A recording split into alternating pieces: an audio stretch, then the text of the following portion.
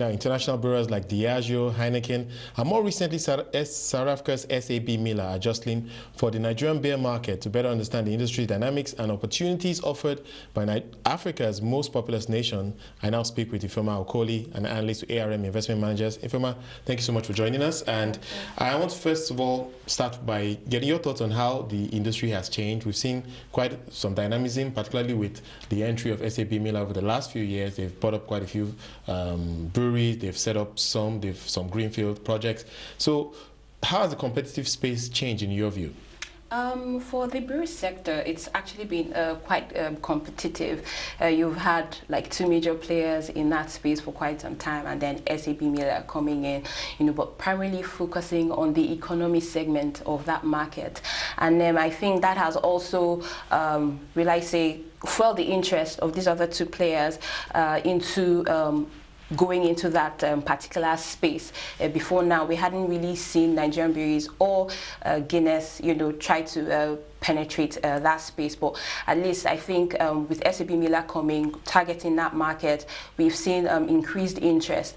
And aside that, I think with the pressures that happened last year, and volumes declining, I think it actually brought to light the need, to be able to spread your market share, right, and not just focus on one particular segment, but right, diversify your portfolio to be able to meet the needs of the varying categories of customers you have, right, in the marketplace. Okay, so some pressure last year, like you did mention, consumer spending power right now. How do you rate that? And I want to get your thoughts on particularly if you like, the established players, Guinness, of course, a subsidiary of Diageo, and then Nigerian Breweries, the subsidiary of Heineken. Those companies in particular going into that, as you described it, economic class or economic market in Nigeria. Your thoughts about the potential for many of them to continue to expand in that space? I think there's a lot of potential in that market, even for the beer market as a whole.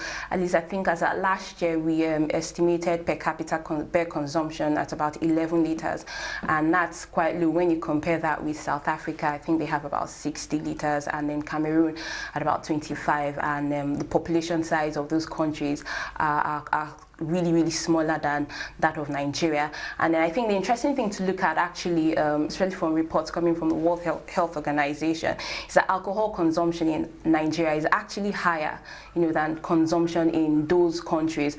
But I think the difference is the contribution of beer, to beer consumption to total alcohol consumption is higher in those other market space compared to Nigeria. And with Nigeria, you have a lot of that consumption going into, into local brews, and I think that's an indication that there's a lot of potential, for production or for production in that space. Right. And so I think it's a large market, and there's a lot of potential. Demographics supports that. About over 52% of the population is within the drinking age. SAB Miller has made the play for the lower segment of the market.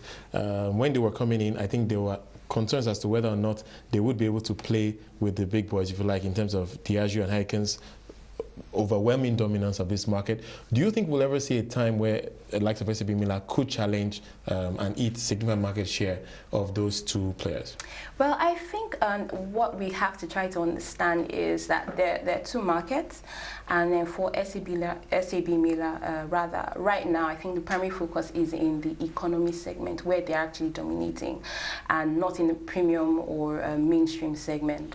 And but they do have premium brands, so they could introduce them into the market. Yes, they could. But for now, Nigerian Breweries and Guinness actually have a stronghold, and I think before we see SAB Miller really pose a threat to the two top players in that space, it's going to take a while. And it's even more difficult now because we've had the likes of Nigerian Breweries coming on an acquisition spree over the last few years. So all the breweries that were available that could help in driving some inorganic growth are more or less taken away now. Exactly. So it's just going to be organic growth all through.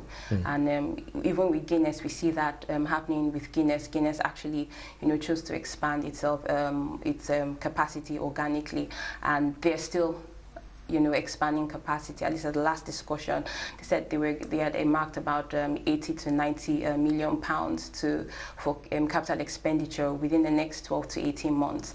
And so it's I think totally or generally it just points to the fact that they believe in the market, the Nigerian beer market. It's a large market. It has lots of potential, and just positioning themselves to take advantage once the market picks up, which we expect at least somewhat moderately this year.